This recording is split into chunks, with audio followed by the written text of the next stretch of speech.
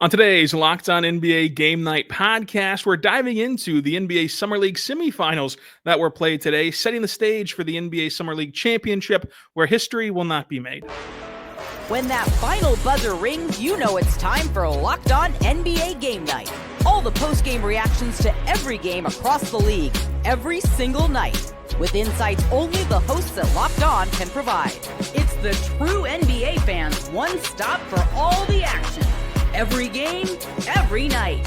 It's Locked On NBA Game Night. Tipping off now. Let's get it going on Locked On NBA Game Night. We're here talking about the NBA Summer League as it comes to a close. Today's show is brought to you by Game Time.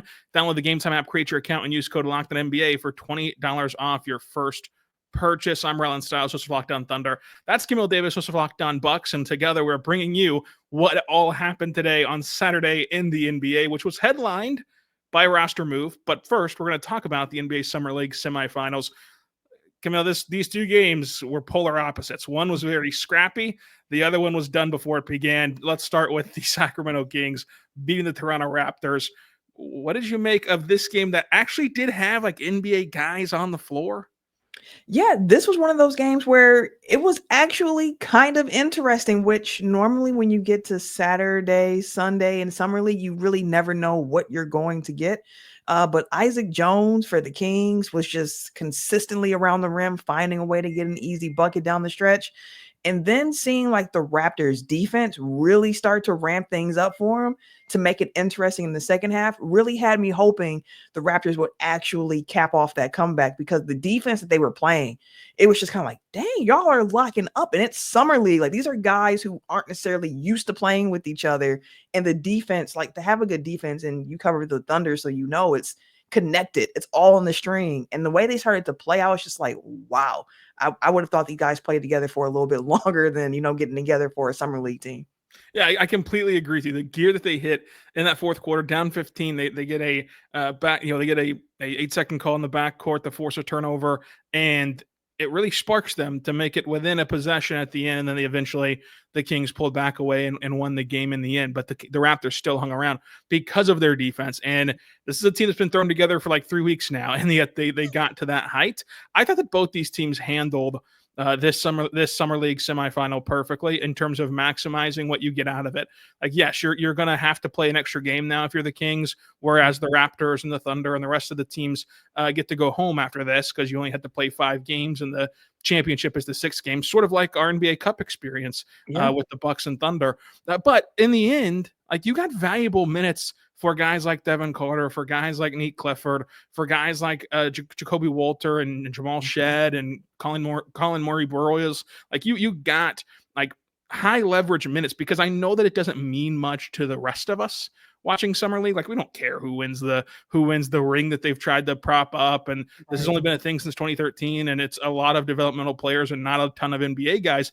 But these guys on the floor, like, you don't get to this point of even having a chance to make an NBA or G League roster without being ultra competitors. So when the lights turn on and you're actually playing for something in these playoffs, like, it is valuable to have these young guys go through some high leverage minutes, especially in that fourth quarter where the intensity was at a different level than what you typically see in Summer League for these two young teams. And so the fact that they played their guys, I thought was a big deal, because we also see teams shut down roster parts and shut down rostered players and just throw out E10s and G League guys at this stage of Summer League, whether they're in the playoffs or not. That's what the Thunder did. And instead, both these teams, the Kings and the Raptors, even though guys like Devin Carter and Nate Clifford and guys like Colin Murray Boyles and guys like Jamal Shedd, and Jonathan Mogbo, like, they had proven enough that they shouldn't be playing in the last day of Summer League. But yet here they were still playing and battling it out. And I think that they're going to be better for it. I do too. Like, these are valuable reps. Like, yes, the competition level is not the same as an NBA game during the regular season. Definitely not during the playoffs.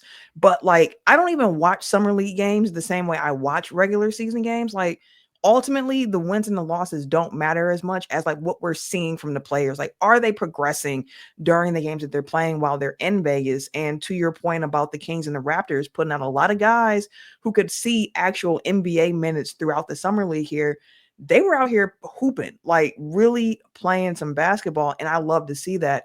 I will say this too, because we did have some Raptors foul out in this game here. I think three or four fouled out in this game. Summer League just deciding, like, you know what, when we get to the playoffs, 6 fouls, no more 10 fouls, no more 10. You got to actually play this like a traditional NBA game. 6 fouls and 6 fouls only. I felt like some of the guys had a little trouble adjusting to the Summer League foul rules changing partway through the tournament. I mean, nobody today was going to win the Jemima Meshack Award for fouling out of a 10-foul Summer League game. That was impressive from the Tennessee Volunteer with the Grizzlies Summer League squad. That was the highlight of my Summer League, was watching him foul out of a game whenever you get 10 fouls because of the way that he was playing defense. But I do think that it opens up a bigger conversation of just, I get it. Like, you want to shut down your actual standard contract guys. You even want to shut down your draft picks who are on a two-way deal out of fear for injury. But there's also a pro and con to that of, well, if you're the Thunder, for example, you did make it this far. You did get to a point where you could play high leverage minutes, and those guys weren't playing. Those guys didn't get the same value that the two from Sacramento and Toronto did, who actually played their players in these games. And I get the fear for injury, but injuries can happen anytime. And it's not like these guys are going to just not play basketball for the next 4 months. Like, they're still going to play. You saw Chet Holmgren get hurt after he played in Summer League and got shut down early in Summer League. He gets hurt at a Pro-Am game against LeBron James, and he's out for the whole season. So, like, the disaster can strike at any moment. The odds suggest that they're not going to get hurt to a capacity where you can't play come October. So you might as well get the benefit of all the developmental time that you can get. I know that if the low chance of a extreme injury happened, people would then have the take of like how silly it was to play these guys whenever they've proven that they're good. Like, you look back at Cooper Flag getting shut down after 2 games. If he got hurt in game 3, people would be irate. But there's also a much larger chance that he doesn't get hurt, everything's fine, and he just continues to get to develop and get to grow within the Summer League. And that's kind of a catch-all for moving on to the Hornets and Thunder game, if you even want to call it a game. The Hornets just railroaded OKC 109-80, and the Thunder miss out on a chance of history. They could have been the only team, the first team ever to win the NBA championship and the NBA Summer League title after this thing has been introduced in 2013. Instead, they don't even make the title game. And the Hornets played Colin Kanippel in this game 21 minutes. He did have a tough fall where he got landed on, and he had to leave the game because of it. But again, it doesn't seem like it's going to be anything too severe. Perhaps he's not going to play Monday, but nothing long term on that fall, luckily, for Colin Kanippel. But the Hornets just, they were lights out in this game. I mean, they shot the ball well enough from 3. And then the big thing was, I thought that they owned the paint today. I mean, they got the benefit of OKC missing some bunnies in the paint, but also their rim presence forced OKC to only have 22 points in the paint, while the Hornets had 46 points in the paint. And so you got 37% from 3 for the Hornets, and then you just dominated inside the painted area, and it led to a big win for them. Yeah, and I mean, this is a Summer League team for the Hornets that have been putting up points. Like, they have been putting up points their entire stay in Vegas.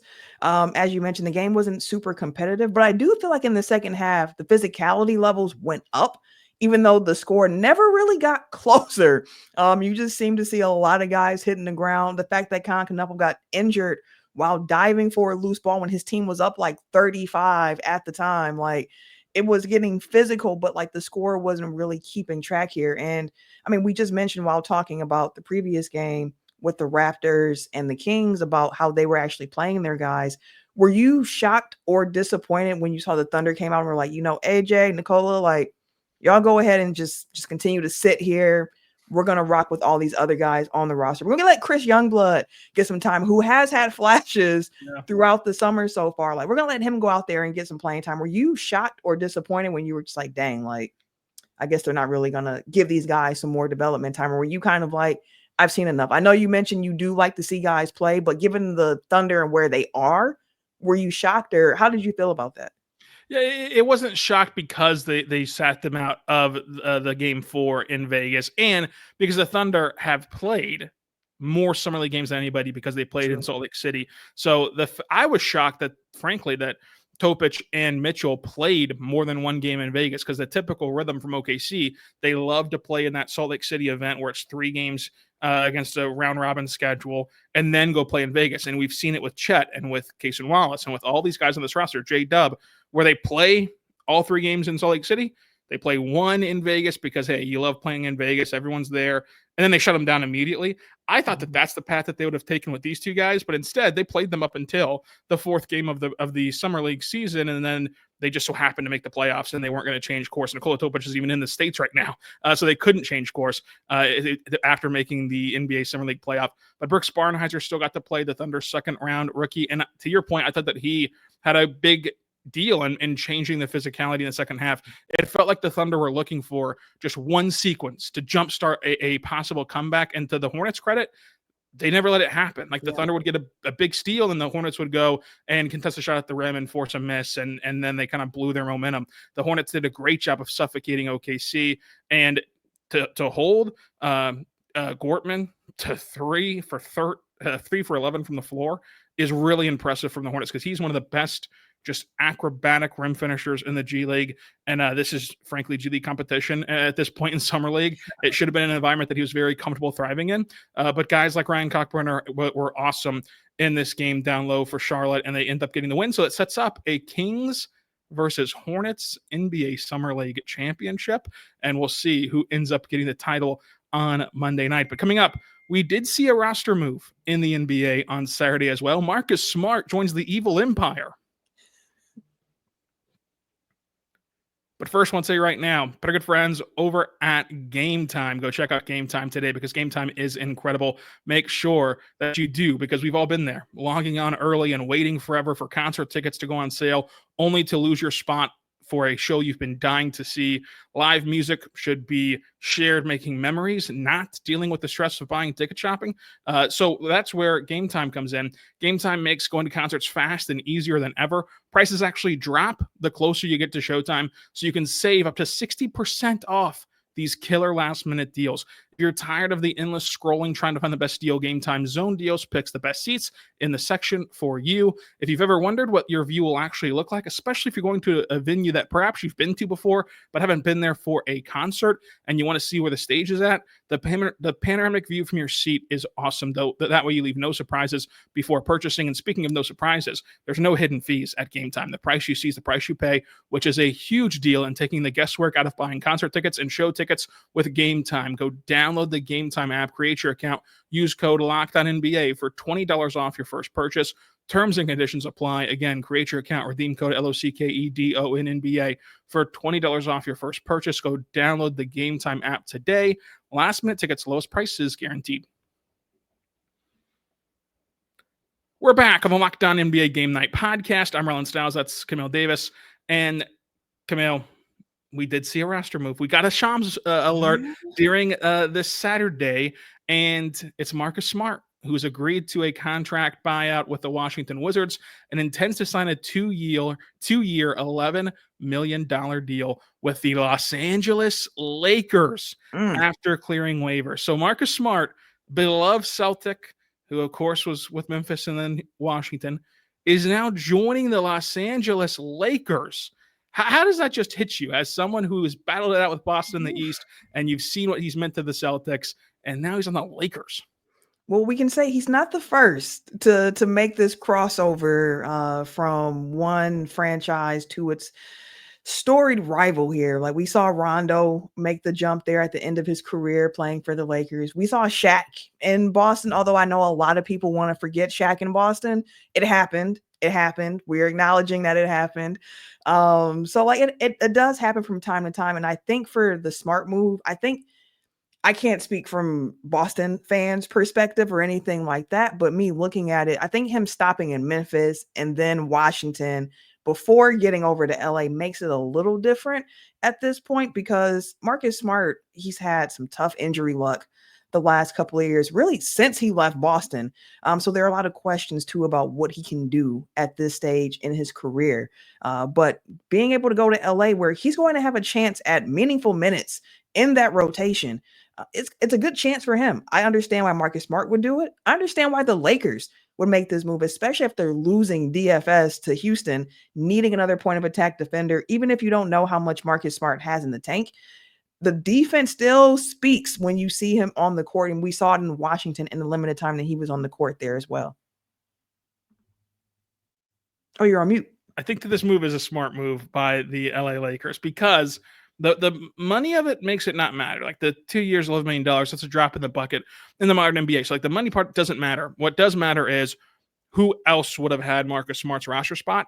And no matter what Marcus Smart has left in the tank, in my opinion, he's better than the alternative for the Lakers. And so you do this 100 times out of 100 if you are LA because of that fact alone of just, hey, you got an upgrade today. Your roster got better today. It's a matter of, like you mentioned, can he perform even close to what he used to be on the defensive end of the floor? Can he continue to be a play finisher on the offensive end for the Lakers? Like how much of an upgrade is it is yet to be seen, but it is at least a 1% upgrade, which is what you're looking for, especially at these roster spots, like the ones that are on the back end of your roster financially speaking with Marcus Smart. So I do think it's a good move on the margins for the Lakers. And if you hit on these moves, if Marcus Smart has more left than people give him credit for, then that's how you end up making up the difference in a tough Western Conference. Like Marcus Smart is still a good rim finisher for his size on small sample over the last season with, of course, the injury luck that you mentioned.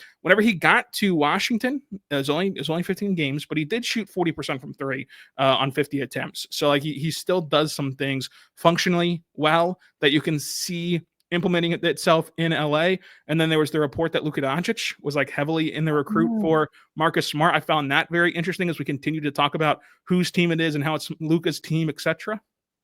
I had the exact same reaction when I saw that Luka had his hand in the recruitment of Marcus Smart there. We saw Luka reportedly also had his hand in DeAndre Ayton coming to the Lakers as well. So as you mentioned, this shift of this going from LeBron's team to Luka's team, watching it unfold in real time, and honestly fit alone, given Marcus Smart's age and kind of like the risk, if you want to call them that, associated with him, given the injuries over the last 2 years. I honestly would have thought, without knowing any details, like maybe LeBron was a bit more of like, hey, let's take a shot on this veteran player that I've seen do this for a while. But to hear it was Luka had me just go like, that's an interesting fit. But again, it's a short contract. It's a 2-year deal, reportedly going to be a 2-year deal for him, with the second year being a player option. So Marcus Smart has the option here, and it's not that much money. Like, so what, the biannual exception pretty much for this year and next year for the contract. So it's a chance worth taking, especially if Luka is somebody who's on board with it. Again, something for the Lakers to have to do. And honestly, too, for the Wizard side of things, it makes sense. Like when Marcus Smart was in the game last year, as well as Chris Middleton, shout out to 22 forever. You would see like the play, like they won a bit more when those two vets were actually in the lineup. Now, a bit more is all relative based on how Washington performed. But when you look at their group, which I had to like double check because they have so many different guards on that team, from Bub, from Coulibaly, from Keyshawn George, AJ Johnson, Trey Johnson, Corey Kispert, like CJ McCollum. Like there are a lot of guards in that Washington Wizards locker room. So if Marcus Smart was one of those guys who's like, you know what, I would love the opportunity to go somewhere else. You already have a log jam at this position. Let me loose. And the Wizards let him loose. And him going to the Lakers, I think, is one of the best fits for him at this point, because you see the pathway to playing time. Although I do think he'll probably come off the bench unless the Lakers want to go with a LeBron Ayton front court, and then maybe move Reeves up to the 3, and then you have Luka and Smart starting. But I think they probably keep Rui Hachimura out there as well and just bring Smart off the bench. But again, a nice change of pace with him and Jake LaRavia coming over, reunited again from their short time in Memphis. Like a little bit more defense is what the Lakers need. Yeah, I think that this move accomplished goals for both sides. It's like we mentioned how the roster spot in LA gets better. The roster spot in Washington gets a little bit better for their goals as well. Marcus Smart, clearly, to your point, would have helped them in the sense of if you're trying to win a game in October, he would help them do that more so than the alternative. But the Wizards aren't worried about winning games right now. And so the alternative for them is not only opening up the pathway for all of their guards that they've drafted and that they need to get minutes to, but whoever fills that Marcus Smart role, and in the sense of owning one of those 15 standard rostered contract spots, a guy like Dylan Jones, who they traded for this summer from OKC. Look, Dylan Jones is a worse player than Marcus Smart, and it's a pipe dream to believe that he'll have anywhere close to the career in the NBA that Marcus Smart has had.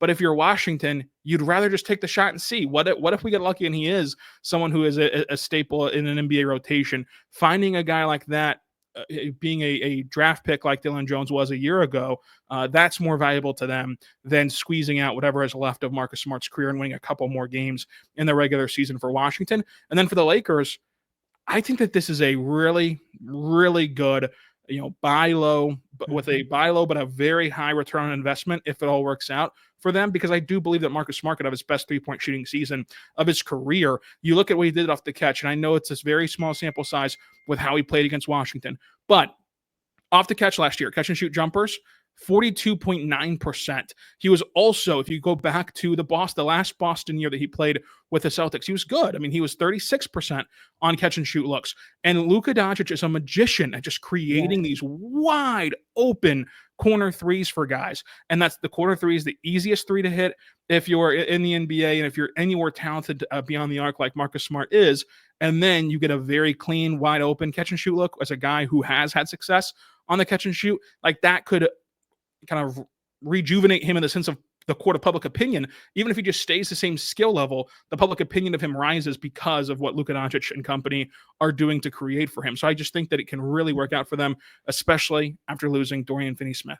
Yeah, and honestly, just to put a bow on that point, like not only do you have Luka out there, but you have LeBron James, one of the greatest point forwards to ever lace it up. So you have two really high IQ players out there who can manipulate defenses and are looking for the best shot. Like there is not much selfishness in their game. Both guys can go out there and get it if they need to. We know Luka can drop crazy buckets when needed, and if he has the advantage, he's gonna look to exploit it. But like he's also looking for his teammates. So to have Luka and LeBron, two guys who are gonna look for you if you're open, it's a good spot, good situation for Marcus Smart.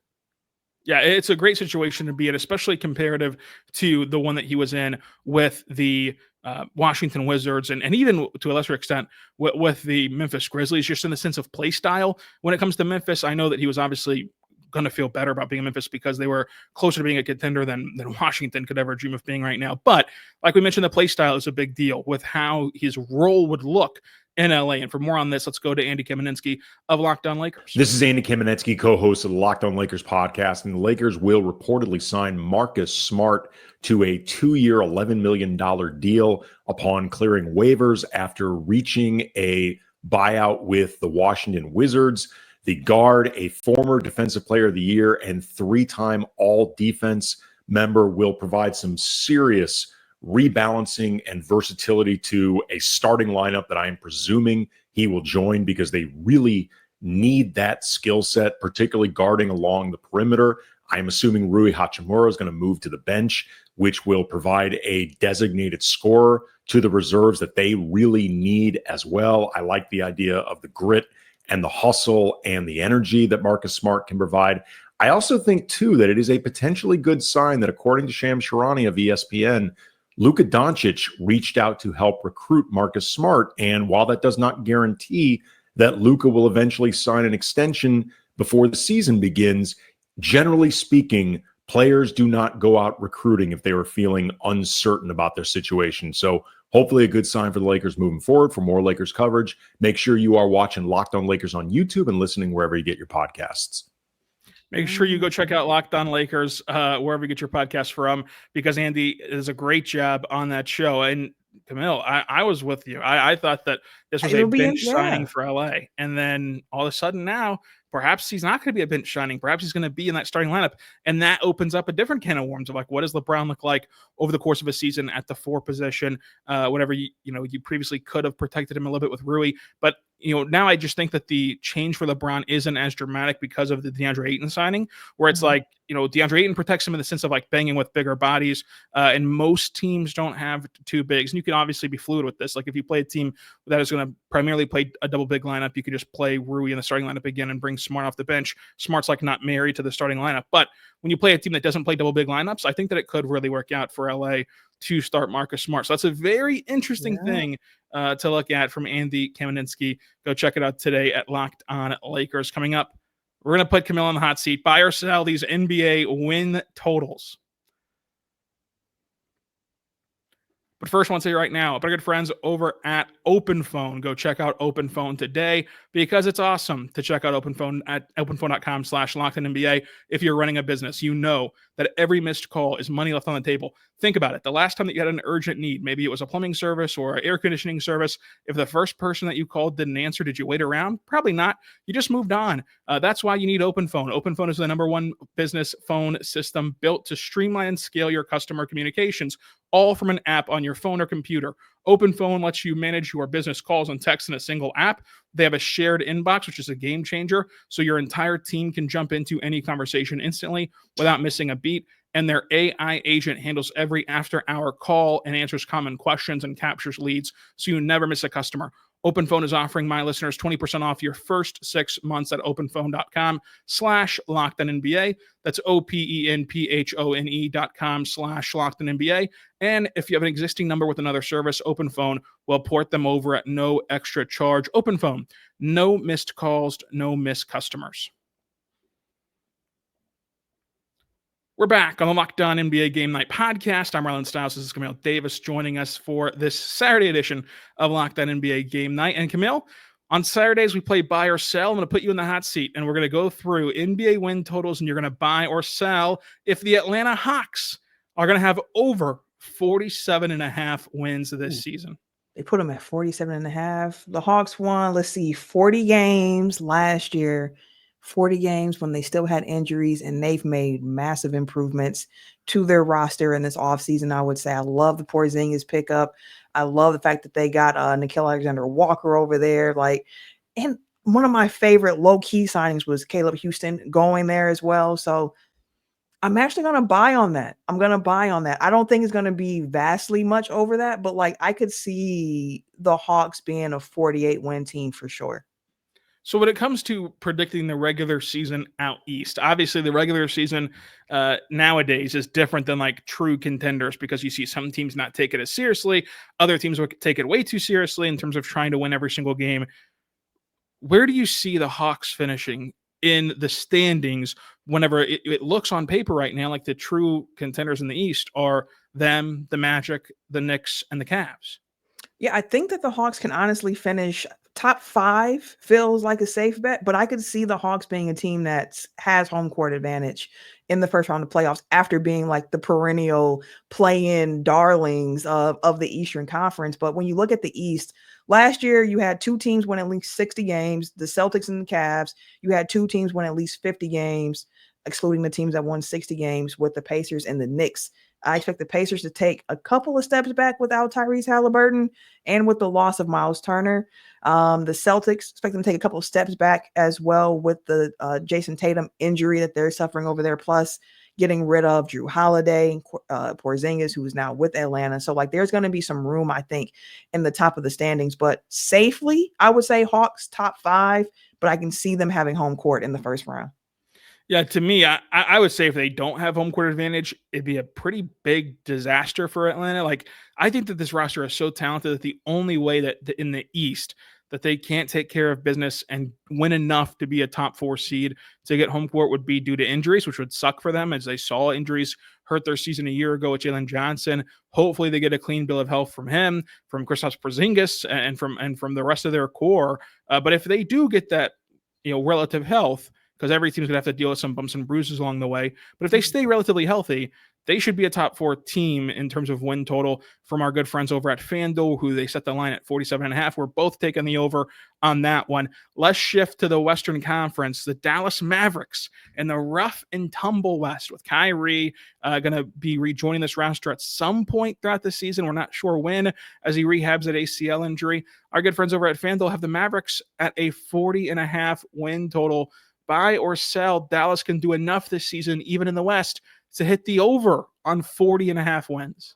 I'm going to take the over. I'm going to buy on that because this is the Mavericks team that won 39 games last year. And at times it looked like they were not trying to win games down the stretch. So it's not out of a possibility to see this team win one more game, especially if they have health on their side, which I know can be a big if with Anthony Davis being one of your cornerstone players there. But I do like that they actually lean into the double big. They lean into the defense. They lean on their size. And I think that's an interesting way to go forward here. The Bucks, another team that loves double big lineup. So it can be useful. And of course, Cooper Flag, like what the ceiling is for him, like we are yet to see, but I think the floor is so high for Cooper Flag that at the bare minimum, you're going to get a guy that's a starter level coming in as a rookie playing, your small forward position, and possibly some point Cooper Flag going forward too, if the summer league is any preview of what's to come, especially with Jason Kidd being their coach, because when Kidd was in Milwaukee, he was like, Giannis is a point guard. We're running point Giannis, which kind of another day. But why, when Doc Rivers was acting like this is brand new information, I was like, Jason Kidd did this years ago, man. But yeah, over on the Mavs. I'll take the over as well, because like you mentioned, I mean, they nearly hit the over a year ago. And if you're someone who believes in like, oh, the distractions of the media and off the court stuff, you couldn't have more distractions than the Mavericks had to deal with, from the injury front to trading Luka Doncic to the fire Nico chance to making every home game feel like a road game. It's like there was so much that team had to deal with, especially on the injury front and then the off the court stuff, that they still nearly hit the over on 40.5 wins in the tough Western Conference. Like it only got tougher, but like the teams stayed the same. Like no team got better that wasn't good a year ago. Like for example, Denver got better. Houston got better. Those teams were good last year. Like they won games last year. It wasn't like the Mavericks or these other teams were beating up on those guys anyways. So like the other teams relatively stayed the same. I think that the only outsider that got better that wasn't in the high end group would be San Antonio, to a lesser degree, Portland, if all their draft picks hit and hit well, but young teams typically don't win. So like in the matter of like stealing wins away from teams, Portland perhaps won't be in that category. So I just think that they have enough, especially with Kyrie joining in the fold later in the season, to get the over on 40.5 wins. It's not as though we're talking about them being, a 50-win team or something like that, and getting it done. Shifting back to your Milwaukee Bucks, who love to go double big, just like Dallas does. FanDuel has the Milwaukee Bucks 43.5 wins. If you're an actual bettor to me, this line would be something I'd stay away from, only because I think it hinges on Giannis. If you told me today that you're from the future and that you swear to me Giannis is going to be healthy for the entire season, I would hammer the over, because I think that Giannis alone, especially with an Eastern Conference schedule, is going to just waltz his way to 50-plus wins in a season. But if there's any question mark around if he plays for any stretch of the season, then that win total continues to creep downward to me. So are you going to hit the over on the Milwaukee Bucks 43.5? I am. I think that, and maybe it's because I'm locked on Bucks and really tapped into the Bucks, but like I think the ceiling for the Milwaukee Bucks is a bit higher than a lot of people are giving them credit for. Because yes, the Bucks brought back a lot of players that they had last year with Gary Trent Jr., Kevin Porter Jr., even Taurean Prince making his return. Bobby Portis is back. Jericho Sims is back. A lot of Ryan Rollins, and a name like Ryan Rollins probably doesn't do much for people who weren't watching the Milwaukee Bucks, but John Horst recently mentioned that he feels like a great comp for Ryan Rollins is George Hill. And if you can get a George Hill type of player to be in your guard rotation with point Giannis, guys surrounding him that can knock down threes, being younger, being faster, playing with pace. Like I think for the Bucks, like that's a formula for success if you're leaning on just having the one superstar. But to your point, if anything happens to Giannis, like the whole system falls apart, because Giannis is going to be the system for the Bucks. So assuming health, I can see the Bucks doing that, because again, this is the Bucks team last year that won 48 games. And it was an up and down year for them after starting 2-8 to begin the season. So if you see more of the second half of the year Bucks where they're leaning on those lineups, like I can definitely see a world where that's the over. I think the Bucks have a top 6 potential in the East this year. Where would you say Milwaukee can go, factoring in the playoffs and factoring in the East, where, we give a lot of credit to Cleveland, we give a lot of credit to Orlando. There's still a lot of question marks about their postseason success from those two clubs. And obviously they're different teams heading into this season than they were a year ago. For the Magic, that's better. For the Cavs, well, we'll see after losing Ty Jerome and company. What do you think that their ceiling is when it comes to playoff time? If Giannis is there, if they're fully healthy, if they just have everything break right for them? they can be a team that has home court. Now, this is a Bucks team too. When we saw them win the championship, they were the 3 seed. We've seen the Bucks be the 1 seed and be knocked out in the first round against the 8 seeded Heat. So like the seeding necessarily isn't as important to the Bucks. It's something that they haven't really necessarily jockeyed for. But staying out of the play-in is of the utmost importance. And also with that, I think that if everything goes well, you're looking at a team that can finish top 4 in the East as well, just because the East is open. And if things go really, really well for Milwaukee, and I have a feeling it could, assuming health, this could be a year too where Giannis finally gets that 3rd MVP after just finishing top 3 in MVP for so long, because narrative is part of the equation with the MVP. No matter what people want to say, narrative is a part of it. And if Giannis can lead this Milwaukee Bucks team to top 3 in the East, with all that has happened this offseason, with how media is perceiving this team, like, it's a really strong MVP case, especially if he keeps adding on to that mid-range game. I completely agree with you. Go listen to Locked On Bucks for more insight on Milwaukee, who has one of the more interesting seasons ahead this year in the NBA. And until tomorrow's Locked On NBA game night, be good and be good to one another.